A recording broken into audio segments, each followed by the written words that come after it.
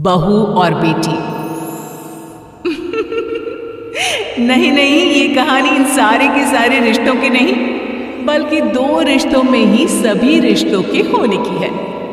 अरे बहू, मेरे और तेरे ससुर जी की रोटी मत बनाना, मैं बना लूंगी, दिन तक ठंडी हो जाती है। बहू जो कि एक वर्किंग लेडी थी।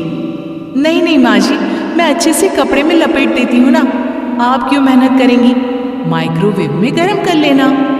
अरे नहीं बहू, मेहनत मत कर, वैसे भी ऑफिस में कम मेहनत होती है क्या, जा रहने दे। लेकिन बहू मानती नहीं, वो सास ससुर की रोटी बना कर ही जाती है। दोपहर में खाने के वक्त ससुर जी कहते हैं, अरे बहू को रोटी बनाने के लिए क्यों मना कर दिया, क्या हो गया, ठंडा ही तो खाते आए हम लोग हमेशा से।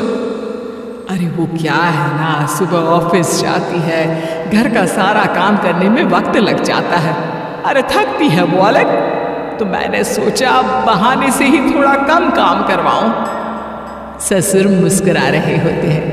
यह तो अच्छा है, बहू को समझना जरूरी है।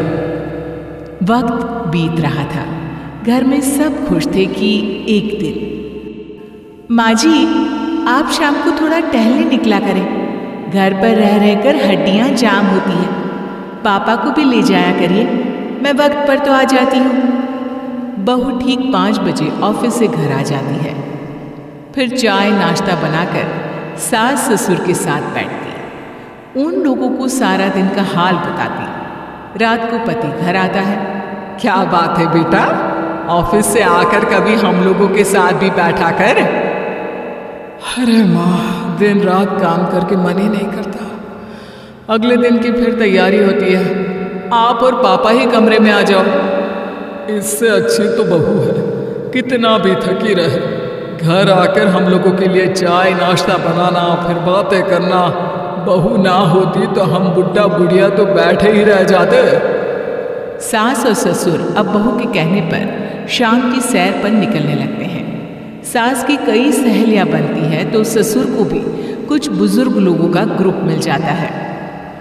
कैसा रहा सहेलियों के साथ शाम का वक्त? हम लोगों ने तो भाई खूब योगा किया। अरे हम लोगों को गप्पों से फुर्सत ही नहीं होती। वैसे मिसेस मल्होत्रा आज बहू के बारे में कुछ बोल रही थी। तभी वहां ऑफिस से बहू आ जाती है जो जींस और टॉप में होती है। क्या बात है माँ, क्या कह रही थी आपकी सहेली आपकी बहू के लिए? सास इस बार बहू को कुछ अलग तरीके से देखती है और उल्टा सवाल ही दाग देती है। क्या कह रही थी वो हटा, ये बता, तेरे ऑफिस में तो मर्द भी काम करते होंगे ना?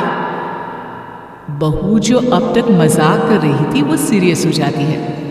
मर्द होंगे नहीं माँ जी, मर्द ही ज्यादा है, हम 5 ही लड़कियां हैं ऑफिस में।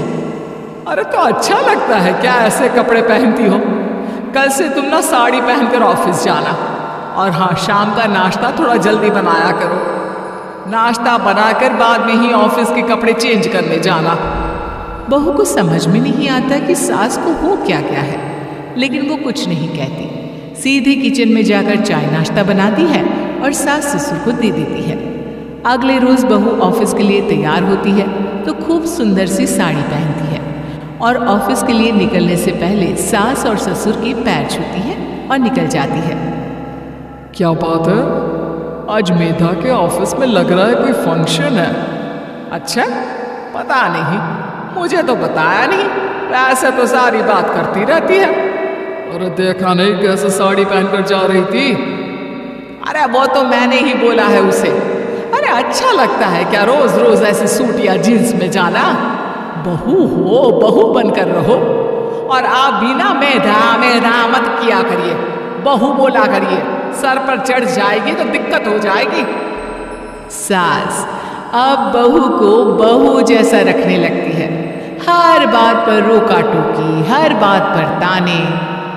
क्या बात है, आजकल लेट आ रही है ऑफिस से? अरे चाय के लिए भी देर हो जाती है, हम लोग फिर पार्क में भी देर से पहुंचते हैं।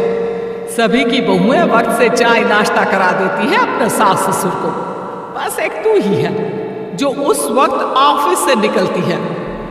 माँ जी, वो एक रास्ता पुलिस वालों ने न जाने क्यों बंद कर रखा है, जिसके कारण ट्रैफिक ज़्यादा हो जाता है। मैं कोशिश करूँगी कल वक्त से पहले निकल जाऊँ। ससुर देख रहे होते हैं कि बहू अब परेशान सी रहने लगी है। एक रोज, मेधा, बेटी मेधा। जी पिताजी। बेटा देख जरा कौन सी टी शर्ट अच्छी लग रही है। वो क्या है ना, शाम को सब बदल बदल कर टी शर्ट पहनता है। मैं भी सोच रहा हूँ कि आज कुछ अच्छा सा पहन कर जाऊँ। हाँ पिताजी, ये सही है। ये लाल वाली ना बहुत जचेगी आप पर। मेरे पापा पर भी डार्क रंग बहुत जचता है। क्या चल रहा है? अरे ससुर के सामने घूंघट तो छोड़ो, ऊपर से रंग बताया जा रहा है टी शर्ट का। अरे बहू, कोई संस्कार दिए नहीं है क्या तेरी माँ ने? बहू इस बार बहुत निराश हो जाती है। वो वहां से तुरंत अपने कमरे में चली जाती है। अब बहू घर का सारा काम करती, ऑफिस जाती, लेकिन साड़ी और सर पर पल्ला लेकर। एक बार पड़ोसन उनके घर आती है। वाह सुमित्रा बहन, बहू का तो रूप ही बदल दिया। ठीक किया, बहू बहू जैसी ही अच्छी लगती है। अच्छा चलती हूँ मैं। पड़ोसन के जाने के बाद सास बड़ी अकड़ के साथ कहती है, देखा मेरा कमाल, कैसे मैंने मेधा बहू को कंट्रोल में कर लिया। अब बारी ससुर के बोलने की थी। हाँ सुमित्रा, बिल्कुल ये काम तो किया है तुमने, लेकिन कभी सोचा क्या खो दिया? क्या खो दिया? मैंने तो कुछ नहीं खोया जी। खोया है, पहले बहू जब ऑफिस जाती तुम्हारे पैर छूकर तुम्हें गले लगाती, लेकिन अब सिर्फ पैर छूती है। हाँ जी, ये बात तो आप ठीक बोल रहे हैं। पहले घंटों हम लोगों से बात करती, कमरे में ना जाती, ऑफिस से आते ही खुद की चाय, खाना, नाश्ता सब हम लोगों के साथ करती, सारी बात बताती। लेकिन क्या तुम्हें पता है, बहू की तबीयत खराब चल रही है, वो माँ बनने वाली है। ये बात मुझे बेटे ने बताई कि तुम्हें बता दूं। अब सास की आंख में आंसू थे। वो समझ गई थी कि लोगों के कहने में आकर उसने क्या खो दिया। शाम को बहू घर आती है तो माँ किचन में पकोड़े तल रही होती है। अरे माँ जी, आप रहने दीजिए ना, मैं आ तो रही थी। अरे नहीं, जा तू चेंज कर ले, मैं नाश्ता और चाय टेबल पर ही लगा रही हूँ मेधा। सास के मुंह से अपना नाम सुनकर बहू को बहुत अच्छा लगता है। माँ जी, कोई गलती हो गई है क्या?